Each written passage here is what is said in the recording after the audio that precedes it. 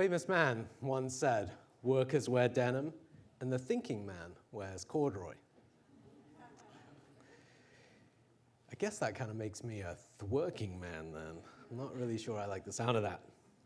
As the founder of the Corduroy Appreciation Club in New York, Miles Rohan and other club members share a passion for the comfort and rough elegance of their preferred fabric, which is cool in summer, warm in winter, and always appropriate, even at the most sophisticated gatherings. Corduroy. Yep, corduroy. The club works to emulate an old-fashioned secret society with traditions, rituals, secret handshakes, and everything in between. Miles says he needs to be wearing at least one piece of corduroy every day to feel comfortable. I have my one piece on, and I absolutely cannot wait to see what he has on. Ladies and gentlemen, Miles Rohan. Thank you. Hello.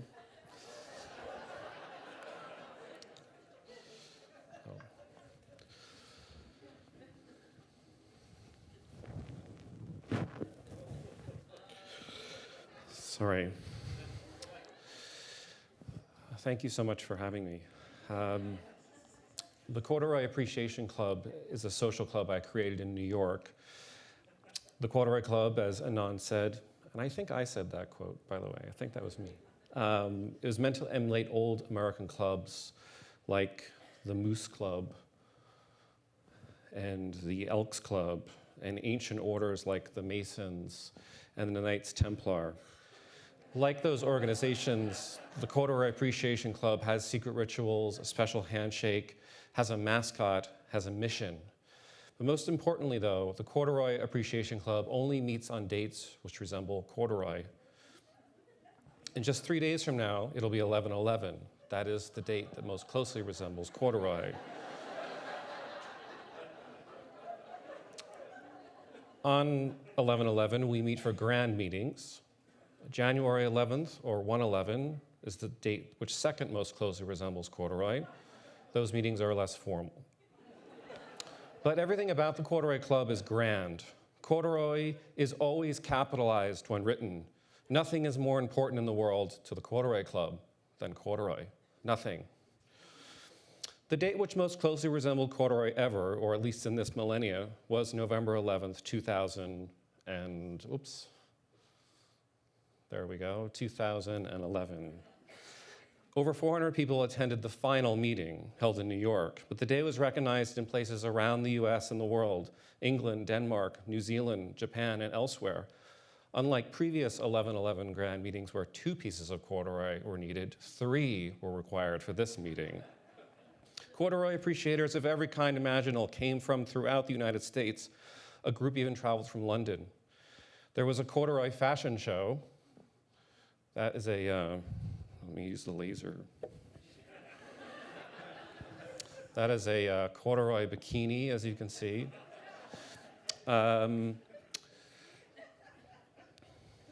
We had an 11-member chorus. They were called the Vocal Chords. And a young lady named Avery from Staten Island. She turned 11 on 11/11. She was carried in on the shoulders of our members. She was our Messiah. She was presented with hundreds of small gifts, offerings. We drank beer made by a member of the organization, not made from barley as beer is typically made, but made from rye.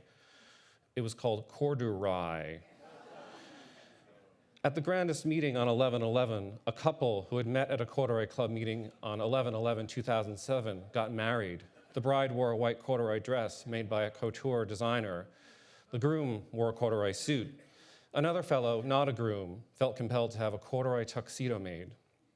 The preeminent American scholar on Benjamin Franklin brought a piece of Ben Franklin's corduroy coat from the Franklin Institute in Philadelphia. As you can see here, he is clearly wearing corduroy. The event was featured in the New York Times, in the Talk of the Town section of the New Yorker, on National Public Radio. Little old poor postured me was even featured on the cover of the Wall Street Journal in one of those little drawings. It was the grandest meeting of all, but it didn't start out that way. It started off as a tiny idea I had had 9 years prior while I was lonely and depressed among a pile of used corduroy I had obtained in Bolivia, but that's a whole nother story. So November 11th, 2011 was the last formal meeting of the club, and people on Facebook and Twitter, and perhaps the real world, still refer to it as Corduroy Day now, in addition to Veterans Day. There may be more meetings someday, but 11/11/11 seemed like a good time and place to stop. It didn't get any more corduroy than that. All told, there were 11 meetings over 6 years. We skipped one once. Each increasingly larger productions with hundreds of people in attendance. Over 5,000 people around the world took an oath on the Corduroy Club website and called themselves members of the Corduroy Appreciation Club. Not large numbers, not Facebook-type numbers to be sure, but certainly more than I could have ever imagined. I haven't spoken much about the Corduroy Club since it ended, but I'm delighted to be with you here today, because I always saw it as a creative entity. The club was all about people and ideas and creativity. And there was so much creative output from the members, which you can see here. It wasn't necessarily about nature, but if I'll stretch the metaphor a little bit, it was about growth, because the idea came from one place and grew into many other ideas. Germination, maybe. People ask me this question a lot. And I still struggle really to find a good answer.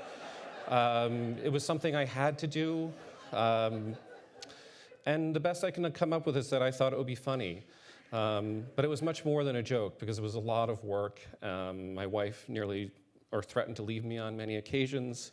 But as I prepared for PINC, looking back at photos and documents, it was a club, and it was for people who liked corduroy, but it was something else too. Maybe it was part performance art, it was a happening, but whatever it was, in brief, here is how it all started. In 2001, I was wearing lots of corduroy and announced to my coworkers and friends in New York that I would have a corduroy-themed party in my tiny apartment, where everyone would need to wear at least 2 pieces of corduroy. However, shortly thereafter, the 9/11 terrorist attacks occurred, and then my father died, and then I got laid off from my job. The party did not happen. The following fall, still unemployed, depressed, lonely, I thought of having the corduroy party again. While looking at the calendar for a date, I looked at November 11th, and because 9/11 was still on everyone's minds at all times, not that it still is, I thought of the number 11, and I thought of how the World Trade Center towers looked like the number 11, and whether, was that intentional? Did Osama bin Laden think of that? And then I realized that 11 also kind of looked like corduroy. The ones looked like the lines. And then November was the 11th month. The date, 11/11, looked like corduroy. That was the date to have the party. But soon after, I realized a single party wasn't right at all. I needed to make it a club, like a secret society. And secret societies don't have parties, they have meetings. Nobody else was forming secret societies anymore either, so why not create one? I certainly had time. And I liked the idea of bringing people together. I liked what Alan said about communion, people coming together. So the idea was born. But the date came and went without me doing anything for 2 years. I was thinking about it, talking about it, just not doing it, like most things in my life. It was until I was on a date, a second date with a girl, that something clicked. And I told the girl named Jordana, she was a graphic designer, about the club, and she laughed. And I showed her one of the membership cards that I had made, a flimsy yellow square piece of paper affixed to a swatch of thready corduroy with rubber cement. It actually smelled bad. It looked worse. She grimaced when she saw it. She said, "I can help you. I can design you something better than this." So Jordana and I have now been together for, 10 years. We have 2 children, and they wear lots of corduroy. The autumn after our wedding in 2005, Jordana, or Cordana, as I sometimes call her, fulfilled her promise to create the membership card. Now, I won't go into this much detail about everything, but the creative problems and solutions born from creating the membership card shaped the club significantly. The first thing we realized that calling it the Corduroy Club was simply too short, so we just created a longer name. We made it the Corduroy Appreciation Club because it looked better in print, and it sounded more official and a bit more serious. And taking something like a club for corduroy wearing very seriously seemed so absurd to me, but again, humorous. So the concept of taking silly things seriously ran throughout the club, as you may have seen.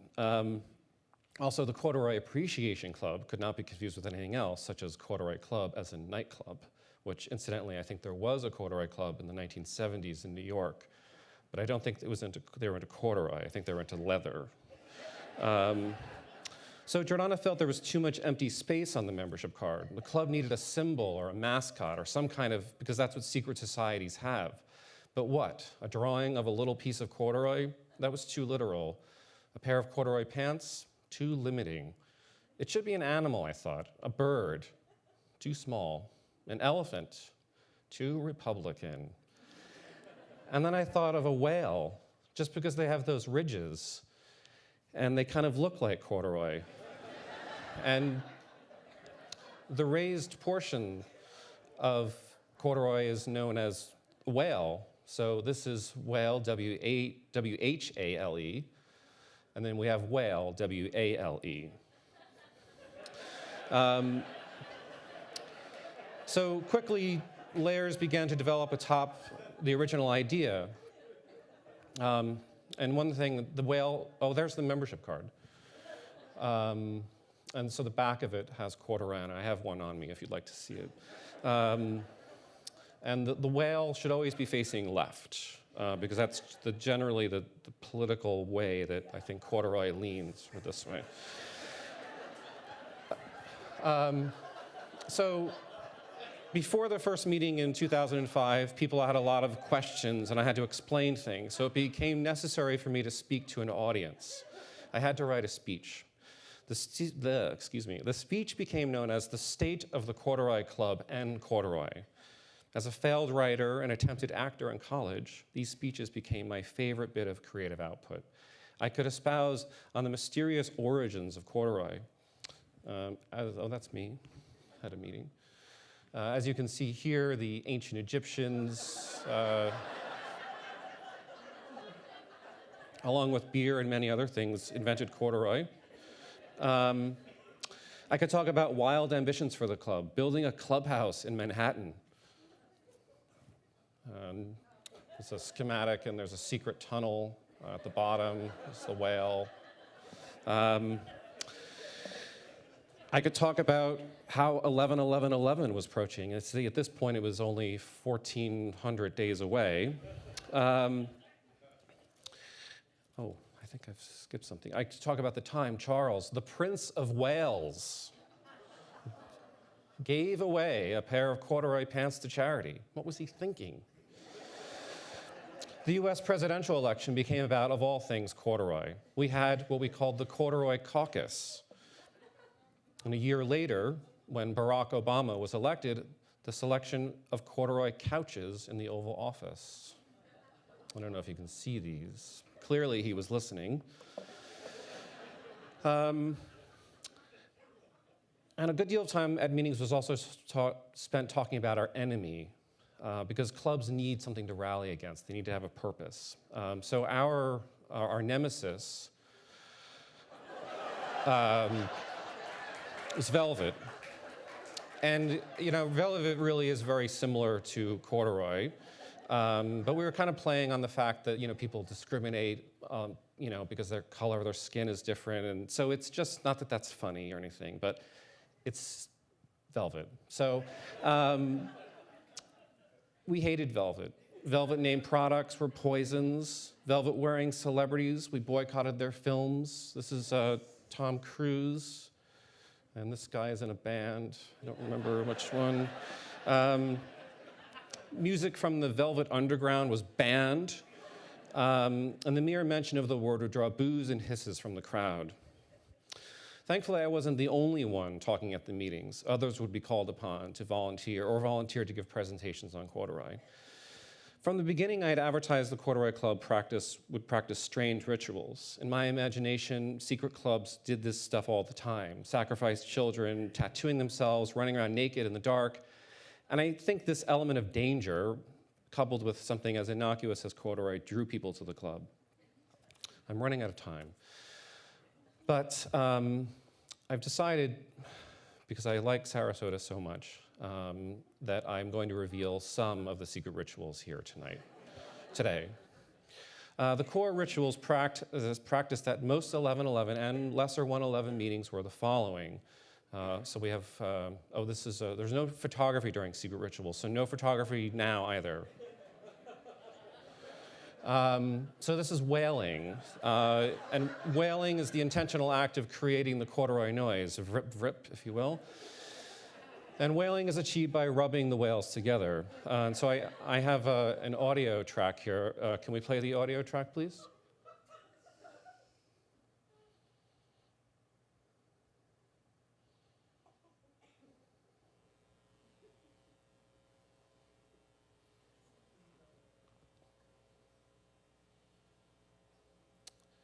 Well, it's very good. So we can go on. Don't worry about that back there. We had the Secret Handshake. The Secret Handshake was created by the members of the club. We had several people submit handshakes, and this was the one that the organization selected. Offerings. To honor dear corduroy, members brought foods resembling corduroy. So Ruffles was the official potato chip of the Corduroy Club, and celery for the more health conscious. We had the ejection of a non-corduroy wearer. This was more of a tradition, but it served as a reminder of the consequences of betraying dear corduroy. So this poor guy wandered in not wearing any corduroy, and he got thrown out. And so as you can see in a lot of these photos, people took this 2 corduroy or 3 corduroy minimum very seriously. These are some portraits taken at one of the meetings.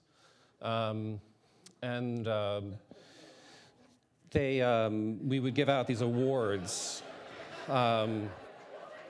for best dressed.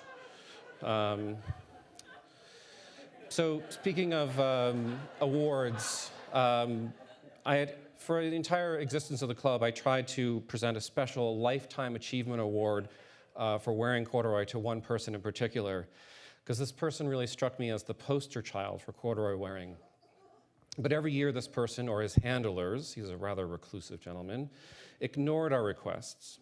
And leading up to 11/11, I took a different, more aggressive approach to contacting this person. With 2 of my bravest, dedicated, and trusted coordinators, we did this. Now, I certainly cannot condone this act, and I have some regrets about it. But if we can please play the video. For you, it's a nova music from Brazil. Yeah, I know you like Machado de Assis writer. If you give me your address, I can send you a book for you. I think I have one. Okay, your networks from Brazil, and I really want to touch brasiliana,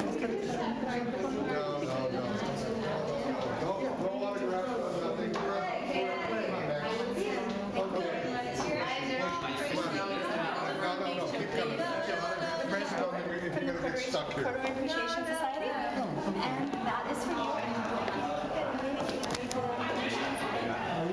Your use of corduroy.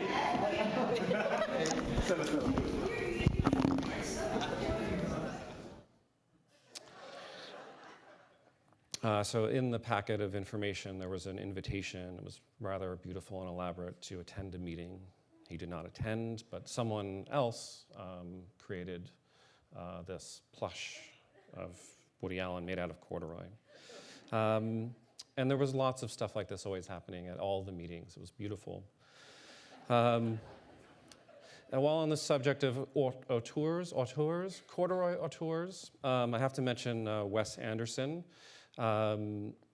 He also, we asked to come to many meetings, and we eventually wore him down. He did not come to a meeting, but he donated the suit from the fantastic Mr. Fox to the organization, which is certainly a prized possession, with a nice letter that was typed on a typewriter. So I have some philosophizing here on why I thought the Corduroy Club succeeded, but I think I'll spare you that. I think it made people happy, is it in short, and I think people liked coming together. And when I was very depressed at one point, it made me happy. So there's one thing left. I have one more video, which kind of exhibits some great creative doings and a lot of time spent on a particular project. Thank you so much for listening. Sarasota is not necessarily conducive to corduroy wearing. I've learned that over the past few days, but thank you for having me. Please play the video.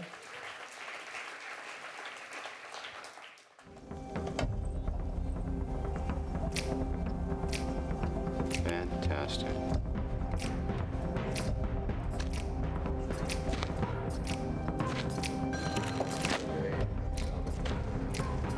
Holy shit. Done. Could we come in? I'm sorry, I was looking for Mark. My goodness. How did you stick that bizarre? It's just our couch! Well, now we have a firm grasp of the obvious. Well, honey, that's just nuts. I got an overcoat on. Do you have any idea how crazy you are? You mean the nature of this conversation? I mean the nature of you. The struggle between good and evil, right? Wendy, I'm home. Action! Guys, watch out!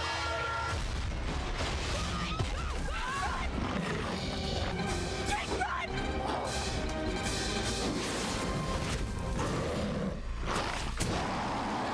What a beautiful creature. Wish him luck, boys. Good luck. Good luck out there. Say that again. I'm going to marry Elaine Robinson. You're my very first princess. And with a fairy tale romance.